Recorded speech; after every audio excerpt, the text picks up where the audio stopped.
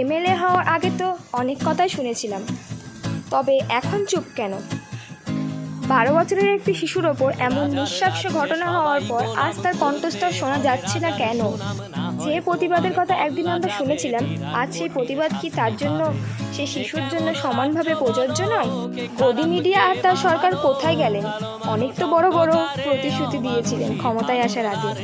তাহলে এই ঘটনা হওয়ার পর কেউ বলবে না যে মেয়েটার ড্রেস আপ খারাপ ছিল, মেয়েটার চরিত্র খারাপ ছিল, এটা একটা ভালোবাসার ব্যাপার ছিল, এটা একটা লাভের ব্যাপার ছিল। এখন তো কেউ বলবে না, কারণ সে তো একটা নিষ্পাপ শিশু, তার কি দোষ ছিল? এমন সরকার আমরা কোথায় পাবো?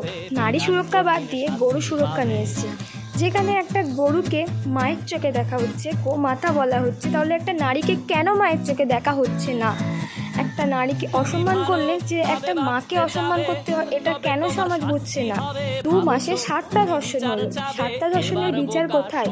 আর রিমি খাতুনের জন্য ন্যায় বিচার চাই। কোনো শিশু যেন আর নির্যাতনের শিকার না হয়।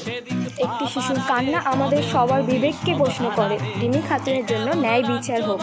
ন্যায় বিচার ছাড়া কোনো সমাজ সভ্য হতেই পারে না। প্রতি নির্যাতিত শিশুর জন্য বিচার চাই।